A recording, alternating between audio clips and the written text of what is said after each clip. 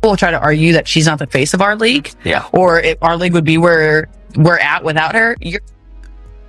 You're literally dumb as fuck. Finally, someone who gets it. Finally, someone in the WNBA who understands this thing called business. Hey, Sophie. If they didn't like you then, they sure aren't going to like you now. Hello everyone, and welcome back to WNBA Core. I hope you're all having a great day. Today, we're diving into a story that has ignited debates across the basketball community. Recent statements from Sophie Cunningham have triggered widespread discussion online, with many fans arguing that she shed light on how Caitlin Clark has been received around the league. Without taking up any more time, let's jump straight into today's breakdown. What if a dependable role player, someone few expected to disrupt the narrative, uncovered one of the league's most talked about topics? When Sophie Cunningham stepped in during a heated moment to support Caitlin Clark, she wasn't simply backing up a young player. It served as the catalyst that challenged the official story, sparking a conversation that continues to build. This wasn't just a standard hard foul or a clip made for social media highlights. It directly pushed back against the established framework. Is Caitlin Clark facing targeted pressure on the court? That is the question fans have debated for months.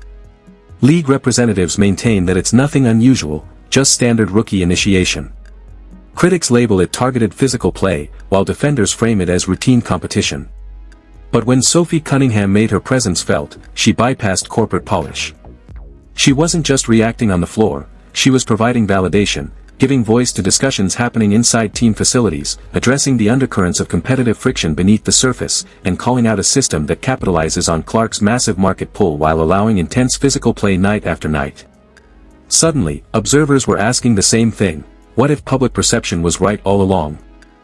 For months, official messaging relied on the same routine explanation: this is standard physical basketball, every newcomer goes through it, and there's nothing out of the ordinary to report. Quick pause. If you're enjoying this breakdown, please take a quick second to like the video and subscribe to WNBA Core. Believe it or not, over 79% of our viewers haven't subscribed yet. It's completely free, takes just a second, and helps this channel grow immensely. Our next goal is to hit 20,000 subscribers, and we can't do it without your help. Have you subscribed yet? If you have, thank you so much. You're truly helping us build this platform. Now, let's get back to the breakdown. The broader conversation centered on the intense focus surrounding Caitlin Clark. Sophie Cunningham wasn't holding back when addressing those who hesitate to acknowledge Clark as the primary ambassador of the WNBA. Cunningham spoke directly, calling out legacy perspectives and challenging critics who refuse to recognize Clark's central role in the league's current trajectory. The standard narrative insisted that Clark was merely experiencing what every high-profile rookie faces, that it wasn't personal, just a matter of earning respect through physical defense and tough play. Anyone questioning that narrative was quickly labeled an outsider or accused of overreacting. The message was clear: this is normal, Clark is handling it, and fans should stop reading into every collision. However, viewers were paying close attention. They saw physical contact go unwhistled, extra pushes after the play, and veteran opponents making a deliberate effort to disrupt Clark's rhythm while official leadership remained quiet.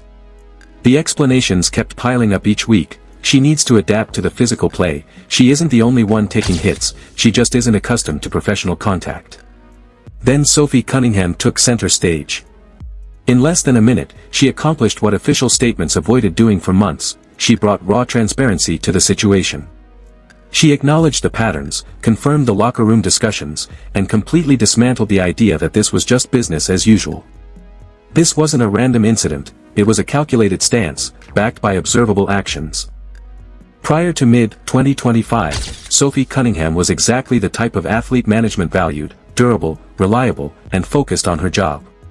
She didn't seek out drama, she showed up, competed hard, and maintained a low profile.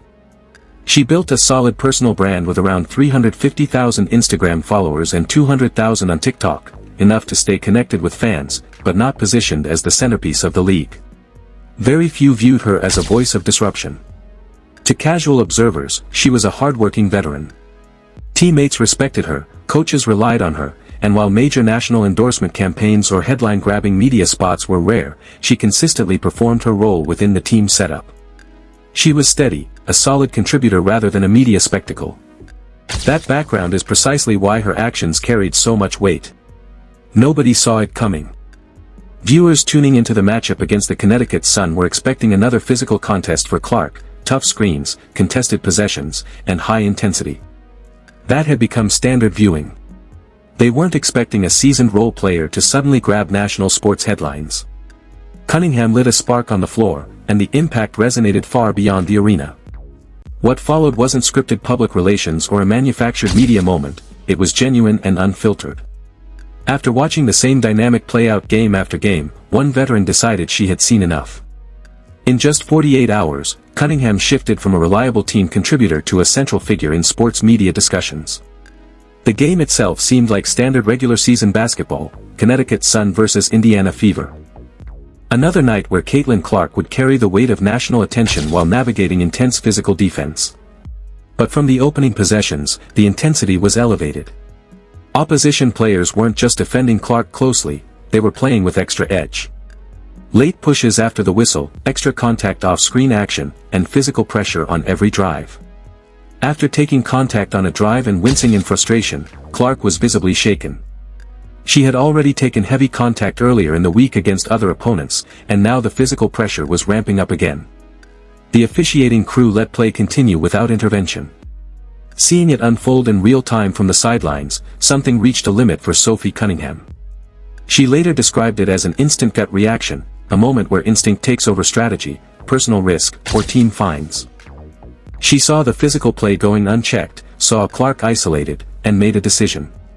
Cunningham stepped onto the floor and delivered a hard, physical foul that left zero doubt about her intent. It wasn't a standard basketball play, it was a direct message. For the first time, a teammate used physical presence to make a statement. The whistle blew, and Cunningham was ejected from the game. She walked off the court without hesitation or regret. She was later fined $900, a minor financial penalty, but the cultural impact was immediate and global. Within 2 days, her social media following jumped by over 1 million users, her jersey inventory sold out, and major sports networks rushed to analyze the moment. Tellingly, few analysts claimed she was wrong, because everyone recognized what that moment represented, an end to months of silence, a challenge to the standard official narrative, and a veteran stepping up to protect a teammate when no one else would. It stemmed from genuine, long-standing frustration, a refusal to keep pretending that everything on the floor was normal. Yet the physical play on the court was only part of the story. What happened afterward elevated the moment even further. Cunningham wasn't going to limit her stance to an physical foul, she was ready to speak out directly, breaking through carefully guarded league narratives from the inside. In any other situation, a physical foul and a fine would be forgotten within days as media attention shifted elsewhere. But this was different. It represented an explicit act of pushback against how Clark was being handled across the league, a message directed not just at opponents, but at officiating crews, management, and players who chose to look the other way. The message was clear, the pattern was obvious, and silence was no longer an option. Within 48 hours, Cunningham's personal trajectory completely transformed. Over 1 million new followers joined her platforms, merchandise sold out across all sizes, and national outlets that previously offered minimal coverage were suddenly competing for interviews, including a podcast partnership opportunity with Colin Cowherd's media network. Days prior, she was viewed strictly as a system player. Now, she was leading news cycles, trending ahead of league award winners, and earning a reputation as a fierce team defender. Behind the viral clips and social media commentary, a private moment unfolded inside the Indiana Fever locker room. After the game, Cunningham sat across from Caitlin Clark. The exchange was brief but significant. Clark looked over and simply said, "Finally." That single word carried immense weight. It revealed that the most talked about athlete in the sport had been waiting for genuine internal support, someone to validate what she was experiencing on the court. Cunningham's response was simple, "I've got you." That moment signaled a clear shift in team dynamics. The Fever were no longer just relying on Clark to carry the franchise's weight alone, they were actively rallying around her. And as Cunningham began speaking candidly about locker room dynamics, team huddles, and off-court chatter, the entire league felt the impact. The conversation was no longer limited to a single rookie, it had expanded into a broader discussion about league culture. While official broadcasts showcased polished highlights, post-game smiles, and PR-friendly press conferences, reports suggest a much more complex atmosphere behind closed doors.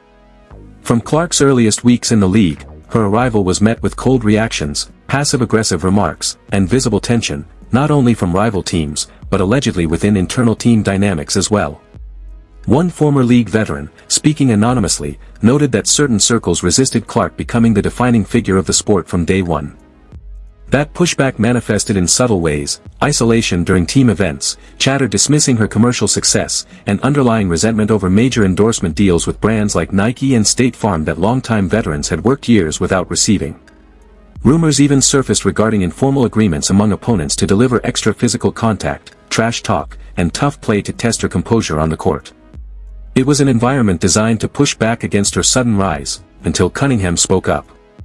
Cunningham had heard the locker room chatter and seen the subtle slights when Clark received dedicated media focus. More than anything, she saw coaching staff and veterans allowing it to play out without stepping in. That was when she made her choice to break the silence. What many casual fans didn't realize was that Cunningham had faced her own share of intense scrutiny earlier in her career. She entered the sport with high energy, a competitive edge, and a target on her back, learning firsthand how demanding league culture could be for newcomers outside established circles.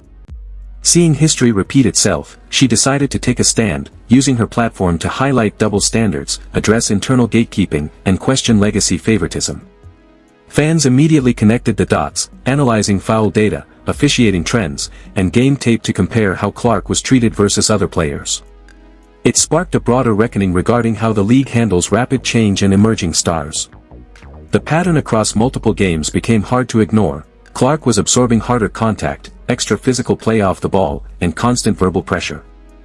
Yet, when fans expected league leadership to intervene and safeguard its primary draw, official channels remained quiet: no public statements, no extra reviews, and no subtle warnings to teams. Analysts began assembling video breakdowns highlighting dozens of plays where Clark took heavy contact without receiving a whistle. While other rookies receiving similar hits saw immediate flagrant fouls, fines, or official reviews, Clark's situations were routinely brushed aside as standard game physicalities. Industry insiders suggested that leadership, cautious about alienating established veteran stars, hesitated to intervene. Clark represented a massive external media wave, a broader demographic that arrived outside traditional administrative structures, creating discomfort among old guard figures concerned that her presence would eclipse long-established team cultures. The silent approach backfired. Social media platforms exploded with debate, analysts criticized executive handling, and former NBA players weighed in on what they viewed as clear double standards. At the center was a young star trying to focus on basketball, supported by a veteran like Sophie Cunningham who publicly stated what many had avoided saying: a league cannot build long-term momentum while undermining the very talent attracting new audiences. The financial contrast was undeniable.